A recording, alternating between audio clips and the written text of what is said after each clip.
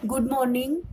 हम plant tissues के बारे में पढ़ रहे हैं। प्लांट टिश्यूज में मैंने आपको बताया कि दो तरह के टिश्यूज होते हैं, meristematic tissues and permanent tissues. Meristematic tissues के बारे में हम ऑलरेडी डिस्कस कर चुके हैं। अभी इस वीडियो में हम बात करेंगे परमानेंट टिश्यूज के बारे में। तो परमानेंट टिश्यूज की कुछ स्पेशल कैरेक्टरिस्टिक्स होती हैं, वो मैं यहाँ पे आपको बता रही हूँ। हमने पहले भी देखा है ये कि परमानेंट टिश्यू की जो सेल्स होती हैं, उन सेल्स के अंदर डिवीजन की कैपेसिटी नहीं होती है। The cells have lost the capacity to divide temporarily और परमानेंटली, यानी कि टेम्पोरेरीली और परमानेंटली वो सेल्स अपनी डिवीजन की कैपेसिटी को लूज कर चुकी हैं। And those cells have become specialized to perform specific functions. Specific functions को परफॉर्म करने के लिए अब वो सेल्स स्पेशलाइज्ड हो चुकी हैं, और इस प्रोसेस को हम डिफरेंशिएशन बोलते हैं। यानी कि परमानेंट टिश्यू की जो सेल्स होती हैं वो डिफरेंशिएटेड सेल्स होती हैं, and permanent tissue is formed by the differentiation of meristematic tissue. इसके बाद कुछ और भी कैरेक्टरिस्टिक्स मैंने लिखी है यहाँ पे। परमानेंट टिश्यू की सेल्स देखिए, लिविंग भी हो सकती है, डेड भी हो सकती है। सेल वॉल थिन भी हो सकती है, थिक भी हो सकती है। तो जिन सेल्स की सेल वॉल थिन होती है, जनरली वो सेल्स लिविंग सेल्स होती हैं, और जिन सेल्स की सेल वॉल थिक होती है वो डेड सेल्स होती हैं।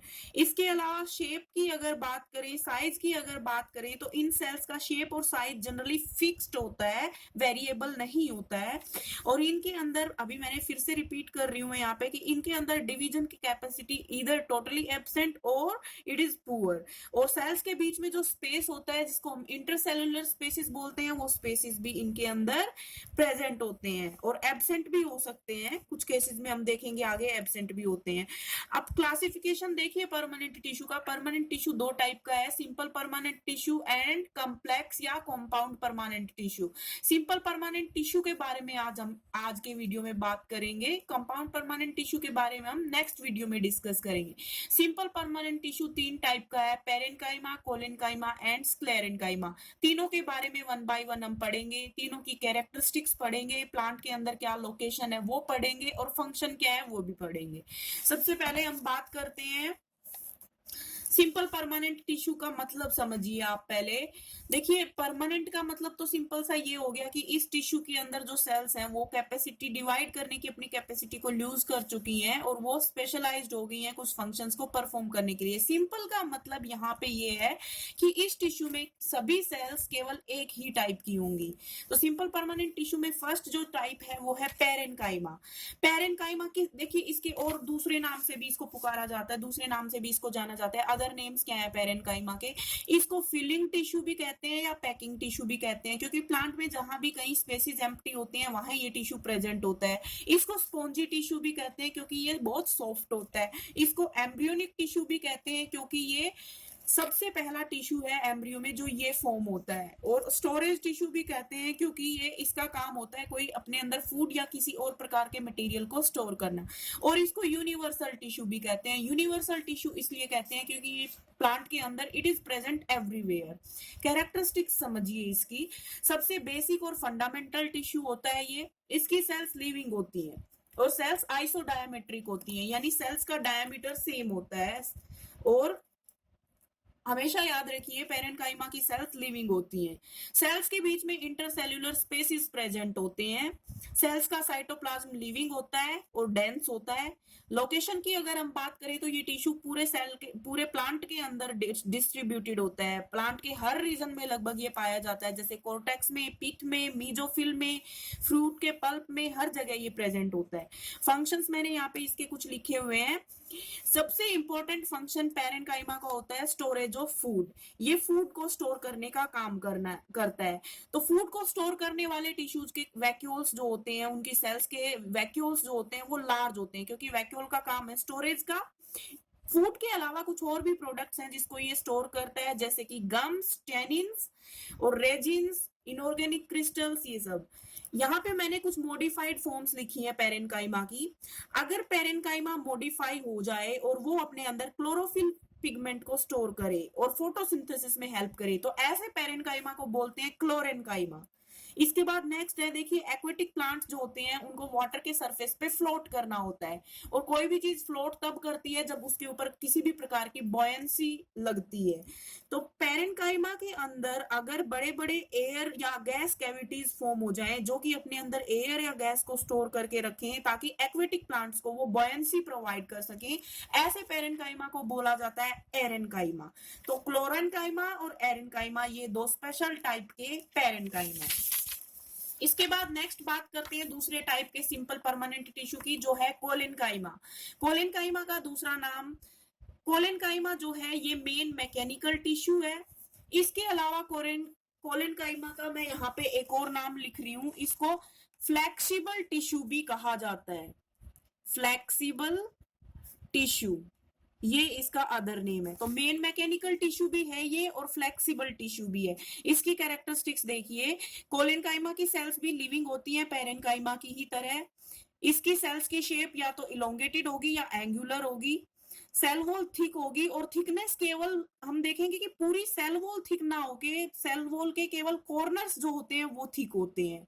इंटरसेलुलर स्पेसिस या तो एब्सेंट होंगे टोटली या बहुत ही कम प्रेजेंट होंगे। और ये देखिए क्वेश्चन यहाँ पे बहुत इंपॉर्टेंट क्वेश्चन फॉर्म हो रहा है कि जो कोलेनकाइमा की सेल्स हैं वो कॉर्नर्स पे थिक होती हैं, तो वहां पे थिकनिंग क्यों होती है, क्या चीज ऐसी प्रेजेंट होती है? तो एक केमिकल सब्सटेंस होता है जिसका नाम पैक्टिन होता है। पैक्टिन की डिपोजिशन की वजह से कोलेनकाइमा की सेल्स कॉर्नर पे थिक होती हैं। इसके अलावा प्रेजेंस, अगर लोकेशन की बात की जाए कोलेनकाइमा के बारे में, कि कोलेनकाइमा कहाँ कहाँ पाया जाता है, तो always remember collenchyma is totally absent in monocots. Monocots के अंदर कोलेनकाइमा नहीं पाया जाता है, ना रूट में होगा, ना स्टेम में होगा, ना लीव्स में होगा। कोलेनकाइमा केवल डाइकोट्स में प्रेजेंट होता है, और देखिए डाइकोट्स की भी केवल स्टेम और लीव्स के अंदर प्रेजेंट होता है, डाइकोट रूट में ये यहाँ भी एब्सेंट होता है।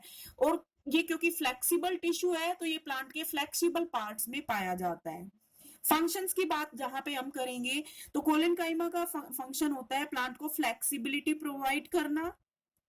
कोई भी पार्ट आप देखिए प्लांट का जिसको आप बेंड कर सकते हैं और वो ब्रेक नहीं होता, जैसे कि हम देखते हैं कि लीफ जब प्लांट के साथ कनेक्टेड होता है एक स्टॉक की हेल्प से, उस स्टॉक को आप बेंड करके देखते हैं तो वो ब्रेक नहीं होती है, वो फ्लेक्सिबल होती है। तो फ्लेक्सिबिलिटी प्रोवाइड करता है उन पार्ट्स को। Bending without breaking is possible due to collenchyma. यहाँ भी ये क्वेश्चन भी बहुत बार पूछा जाता है, which tissue is responsible for bending without breaking? तो collenchyma is responsible for that. और इसके अलावा ये टिश्यू मैकेनिकल सपोर्ट भी प्रोवाइड करता है प्लांट के पार्ट्स को। इसके बाद नेक्स्ट आता है स्क्लेरेनकाइमा। स्क्लेरेनकाइमा तीसरे टाइप का सिंपल परमानेंट टिश्यू है। इसके दूसरे नाम, एक तो रिजिड टिश्यू भी कह के बुलाते हैं इसको, दूसरा मैकेनिकल टिश्यू भी इसको कह के बुलाते हैं। कैरेक्टरिस्टिक्स देखिए, इसकी सेल्स डेड होती हैं। अभी तक हमने जो दो टिश्यूज की बात की, पेरेन्काइमा और कोलेनकाइमा, दोनों की ही सेल लिविंग थी। स्क्लेरेनकाइमा की सेल्स डेड होती हैं, हार्ड होती हैं, रिजिड होती हैं। क्यों डेड होती हैं सेल्स? सेल वॉल क्यों थिक होती है? सेल वॉल थिक होती है बहुत ही ज्यादा, तो सेल वॉल थिक क्यों होती है और सेल्स डेड और हार्ड क्यों होती हैं? Due to the deposition of lignin. Lignin नाम के केमिकल सब्सटेंस की डिपोजिशन की वजह से स्क्लेरेनकाइमा टिश्यू की सेल्स डेड होती है, सेल वॉल जो है वो थिक होती है। ये भी एक बहुत इंपॉर्टेंट क्वेश्चन है, बहुत बार पूछा जाता है कि which chemical substance is deposited in the cell wall of sclerenchymatous tissue. इसके बाद सेल्स की शेप की अगर बात करें हम, तो शेप के बेसिस पे स्क्लेरेनकाइमा दो तरह का होता है, फाइबर्स और स्क्लेरिड्स। तो फाइबर्स और स्क्लेरिड्स को हम कंपैरेटिव वे में यहाँ पे स्टडी करेंगे। फाइबर्स जो है वो इलोंगेटेड होते हैं विद पॉइंटेड एंड्स, जबकि स्क्लेरिड्स की शेप जो होती है वो राउंडेड होती है और ये थिक होते हैं। फाइबर्स जो है वो वेस्कुलर टिश्यू में पाए जाते हैं, वेस्कुलर टिश्यू मतलब जाइलम और फ्लोएम के अंदर पाए जाते हैं, जबकि स्क्लेरिड्स जो होते हैं वो फ्रूट्स और सीड्स के अंदर मेनली देखने को मिलते हैं। फाइबर्स दो तरीके के होते हैं, जाइलम में जो फाइबर्स होंगे वो वुड फाइबर्स होते हैं, फ्लोएम में जो फाइबर्स होते हैं वो बास्ट फाइबर्स होते हैं। अब देखिए एग्जांपल्स लिखे हैं मैंने यहाँ पे फाइबर्स के, कुछ कॉमर्शियली इंपॉर्टेंट फाइबर्स हैं, hemp fibres, jute, flax, cotton fibres. तो ये सारे जो है ये फाइबर्स हैं। कोकोनट हस्क के अंदर भी जो है यही फाइबर्स प्रेजेंट होते हैं। इनका मेन काम होता है प्लांट को मैकेनिकल स्ट्रेंथ प्रोवाइड करना। दूसरी तरफ जो स्क्लेरिड्स हैं ये कहाँ प्रेजेंट होते हैं, जो सीड कोट होती है, बीज की जो कवरिंग होती है उसके अंदर स्क्लेरिड्स प्रेजेंट होते हैं। ड्राई फ्रूट्स और नट्स जो होती हैं उनकी हार्ड कवरिंग के अंदर स्क्लेरिड्स प्रेजेंट होते हैं। उसके अलावा देखिए हम कुछ फ्रूट्स खाते हैं जो खाने में हमें बड़े ग्रिटी से फील होते हैं, रफ रफ से फील होते हैं, जैसे कि गुआवा, एप्पल, पियर, ये सारे फ्रूट्स को जो ग्रिटीनेस प्रोवाइड करने का काम होता है, ग्रिटीनेस मैंने यहाँ पे वर्ड लिखा है, ये ग्रिटीनेस प्रोवाइड करने का काम जो होता है ये स्क्लेरिड्स का होता है। स्क्लेरिड्स को स्टोन सेल्स भी कह के बुलाते हैं। तो ये दो तरह की सेल्स के बेसिस पे स्क्लेरेनकाइमा है, शेप, सेल की शेप के बेसिस पे। यहाँ मैंने थोड़ा सा एक रफ सा डायग्राम बना के दिखाया है। फाइबर्स इस तरह से लॉन्ग लॉन्ग होते हैं, इलोंगेटेड और पॉइंटेड, स्क्लेरिड्स इस तरीके से राउंड होते हैं। यहाँ से क्वेश्चन जनरली पूछा जाता है कि कौन सा टिश्यू ग्रिटीनेस प्रोवाइड करता है, कोकोनट हस्क में कौन सा टिश्यू प्रेजेंट होता है, तो इन सब के एग्जांपल होंगे स्क्लेरेनकाइमा। तो प्लांट के जितने भी रिजिड और हार्ड पार्ट्स होते हैं उनमें स्क्लेरेनकाइमा प्रेजेंट होता है।